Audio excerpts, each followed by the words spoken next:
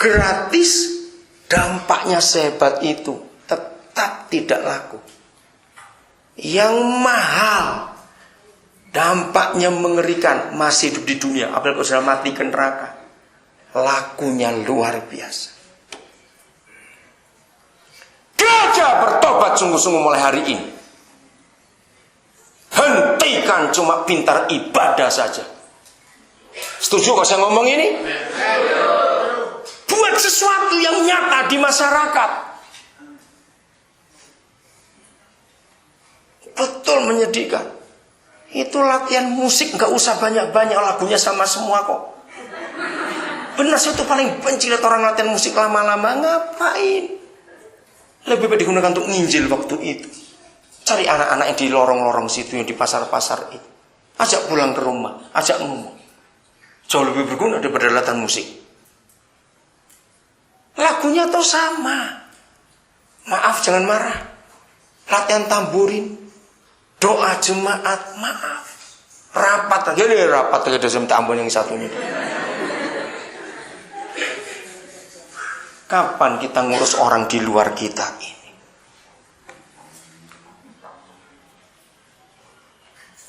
Sekarang ngerti sekarang apa yang dipikirkan Papa di surga? Oke, sekarang saya pakai istilah ini. Siapa ngerti ini dalam istilah bisnis? Agen tunggal atau distributor tunggal. Itu artinya apa? Agen tunggal, cepat. Iya, artinya berhak menyalurkan. Artinya tidak boleh yang lain menyalurkan. Harus agen tunggalnya. Saya akan bongkar kejahatan kita sebagai gereja dengan istilah agen tunggal. Kita jahat dan sangat jahat. Seharusnya gereja sudah sejak dulu kena pasal subversif. Tahu pasal itu? Apa itu subversif itu? Dalam istilah Indonesianya. Itu ngeri, saudara. Lebih daripada kriminal. Dengarkan. Gereja itu satu-satunya agen tunggal kerajaan surga di dunia. Saya ulangi, gereja itu satu-satunya agen tunggal kerajaan surga di dunia.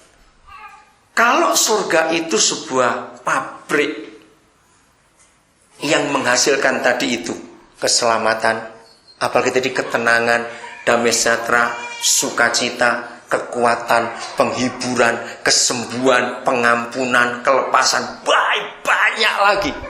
Coba ya kalau saya sempat nanti hitung itemnya.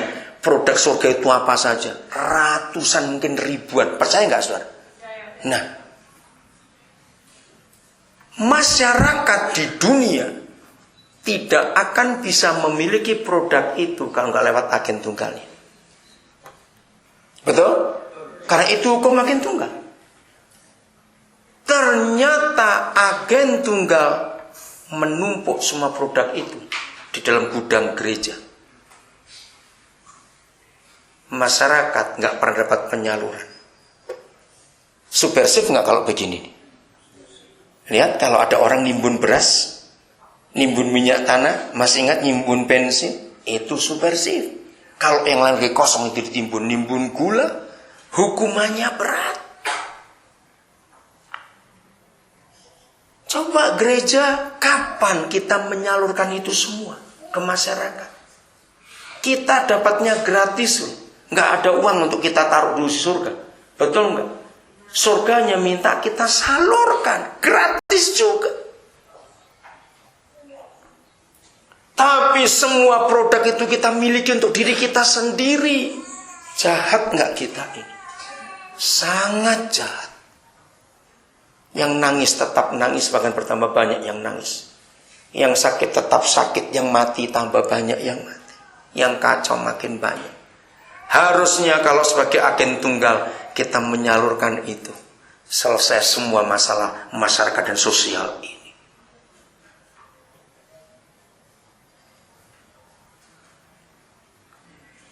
Saya tidak tahu saudara pulang dari sini apa yang saudara mau buat.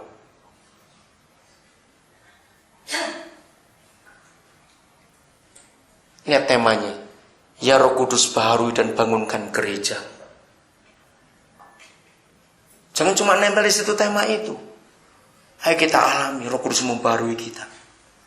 Roh Kudus membangunkan kita untuk berfungsi di masyarakat, menolong mereka.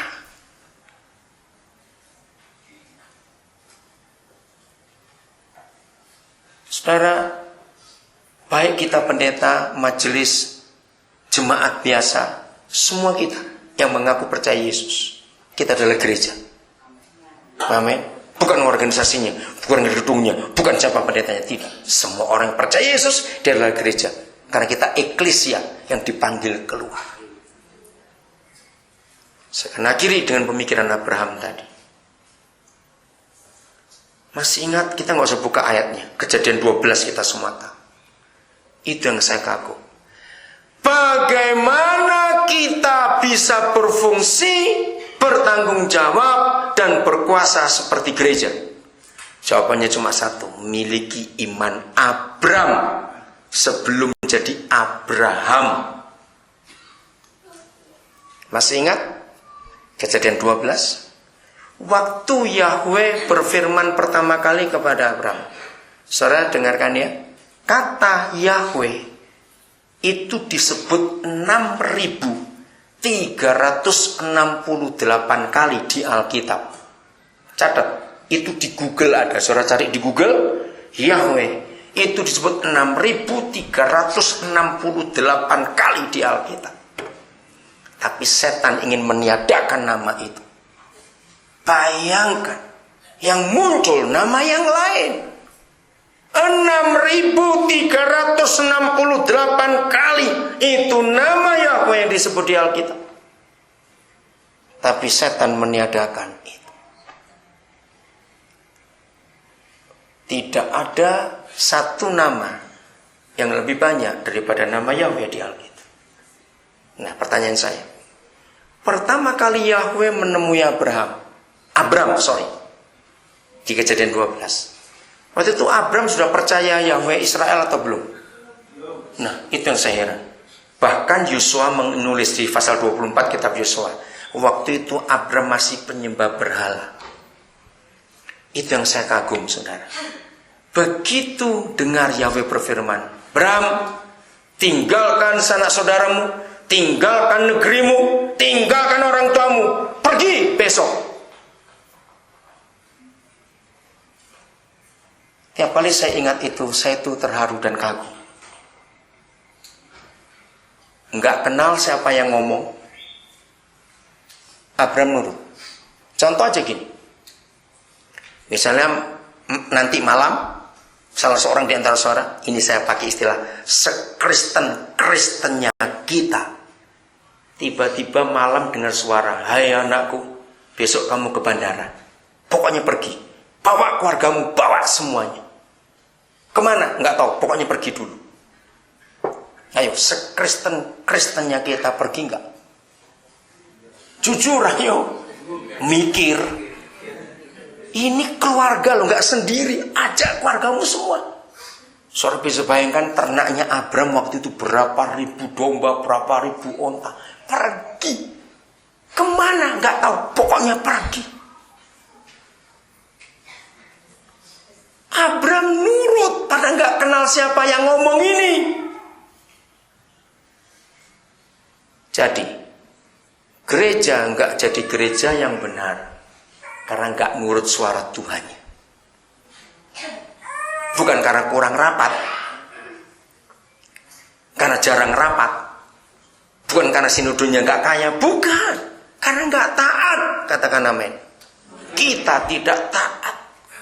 Lah buktinya, Kisah Para Rasul adalah blueprint, gambar biru bangunan gereja yang sesungguhnya, bukan fisiknya. Tapi kita buang, kita pakai pola yang lain, yaitu pola dunia. Jadi penyebab gereja tidak berfungsi bukan karena kurang banyak jemaatnya, bukan karena kurang megah gedungnya, bukan karena kurang pintar pendetanya, bukan karena kurang banyak doa puasanya, bukan. Gereja tidak taat.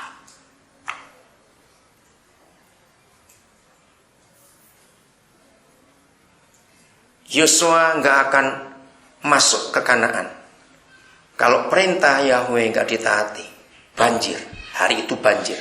Saya kadang-kadang berpikir, Papa, kenapa banjirnya nggak minggu lalu atau minggu depan? Kenapa kok pas anak-anak mau nyebrang sengaja banjir? Itu kan cari masalah. Tapi Papa seneng guyon. Papa bilang, langkahkan kakimu. Banjir, langkahkan. Jadi taat. Begitu kaki yang pertama nyentuh air sungai, langsung mujizat terjadi. Semua mujizat di perjanjian lama dan perjanjian baru itu terjadi bukan karena doa puasa, bukan karena hafal ayat, bukan karena khotbah, tapi karena taat, nurut, saudara. Kalau sekarang mau nurut, mulai hari ini bongkar 28 pasal Kisah Para Rasul. Lakukan yang tertulis, buang yang tidak tertulis. Harus konsekuen. Bangun gedung tidak tertulis. Sekolah Alkitab tidak tertulis. Alat musik tidak harus. Jadi jangan sibuk. Karena gak ada semua di Kisah Rasul. Loh, kenapa gak berani amin? Karena itu kebenaran. Lakukan yang tertulis. Karena ketika Yesus Tuhan kita dicobai iblis, apakah dia pakai doa puasa 40 hari terus nengking? Enggak. Dia ngomong sudah tertulis. Ada tersurat. Betul tidak? Nah, jadi setan itu tunduk kalau kita melakukan yang tertulis. Maka itu kenapa setan berani kurang ajar kepada gereja? Karena setan tahu gereja tidak melakukan hukum yang tertulis. Maka itu kita dikacaukan. Kalau saudara baca kitab Yunus, ya nanti pula di rumah nggak usah sekarang, menarik sekali. Ada satu kata yang diulang-ulang dari Yunus 2 sampai Yunus 4. Dan itu saya tertarik sekali. Atas ketetapan Yahweh datanglah angin. Atas ketetapan Yahweh datanglah ikan besar. Atas ketetapan, ada kata ketetapan Yahweh, dimuntahkannya Yunus. Atas ketetapan Yahweh tumbuhlah pohon jara. Atas ketetapan Yahweh muncullah seekor cacing. Atas ketetapan Yahweh datanglah angin timur. Lalu apa kesimpulan atas ketetapan dari firman di Yunus itu? Artinya apa cepat? Sudah tertulis. Lakukan yang tertulis. Amin.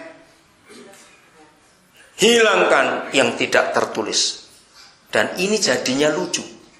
Ketika kita melakukan yang tertulis, gereja lain nyalakan kita. Kebalik, mereka yang salah, kita yang benar disalahkan.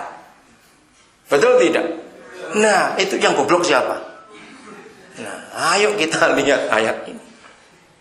Lakukan yang tertulis. Karena itu kekuatan kita. Setan tidak punya hak untuk melawan yang melakukan yang tertulis. Anak-anak Tuhan, adik-adikku, orang-orang muda, bongkar Kisah Para Rasul. Kalau kita baca itu menyenangkan sekali. Roh Kudus akan mengurapi saudara. Siap jadi gereja yang benar? Besok kita lanjutkan lagi untuk belajar ini. Kalau ada yang mau pertanyaan, siapkan, besok kita akan beri waktu untuk acara tanya jawab. Tuhan memberkati.